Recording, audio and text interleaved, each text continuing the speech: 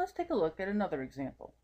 Suppose we were given the equation f at t equals 1000 multiplied by 1.03 to the t. This is our formula from the first example we looked at, our equation from our first example. We're going to use this to do some calculations. So part A, I'd like to calculate the amount in the account after 8 years. Well, really what that's doing is that's telling us that t is 8, and we're computing f at 8. So we would take 1000 multiplied by 1.03 raised to the 8, and when we compute that out, we get $1,266.77. Since this is money, we will round to 2 decimal places. Sometimes the question comes up, what should we round to? This is a money example, and so probably 2 decimal places for the money makes sense. Part B, I'd like to calculate when there will be $1,500 in the account. This is an interesting example because there's 3 different ways at least that we could do this. One, which is the initial thing your textbook has you to do, and is not terribly efficient. One way is we could just keep picking values for t until we found that we came out with 1,500. That's kind of time consuming and probably not terribly efficient use of our energy and our resources.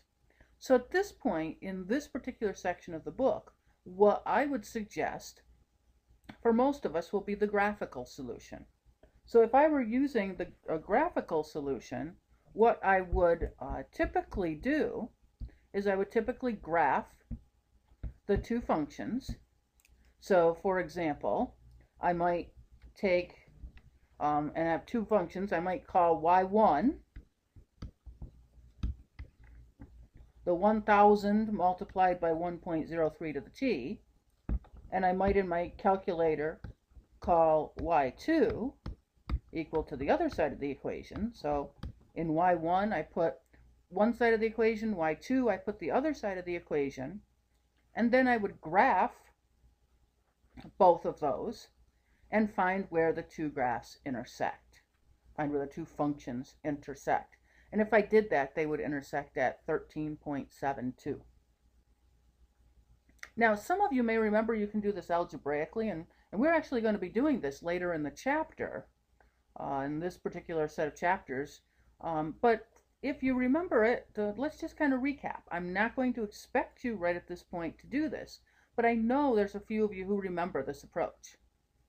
So if I start with the 1500 equals 1000 multiplied by 1.03 to the t, what I could do, and it's what I would want to do, is I'm going to first isolate the 1.03 to the t. So what I'm going to do the solution algebraically is I'm going to get this, the 1.03 to the t, by itself. So in order to do that, you'll notice that what I did was I divided both sides of my initial equation by 1000. So that gives me 1,500 divided by 1,000 equals 1.03 to the t.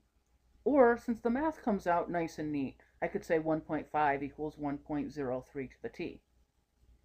Now again, if you remember doing this, we haven't lectured on it, but you might remember this. We could take the log of both sides. So I'm going to take the log of the left side, so I'd have log of 1.5 equals the log of the right side. Remember, what we do to one side, we must do to the other. So the log of 1.03 to the t. Now again, if you remember, you may remember when you take the log of something that has an exponent, you can bring the exponent out in front, and we'll talk about why we can do that at a later point. So that would then give us log of 1.5 is equal to t log of 1.03. And now I solve for the t because that's t multiplied by the log of 1.03. So if I divide by the log, I end up with t equals log of 1.5 divided by the log of 1.03. And when I plug that in my calculator, I get the same 13.72. Again, I'm not expecting you to do the algebraic solution yet, but if you do feel comfortable, it would be an acceptable way to do the problem instead of the graphical solution, even at this point of the course.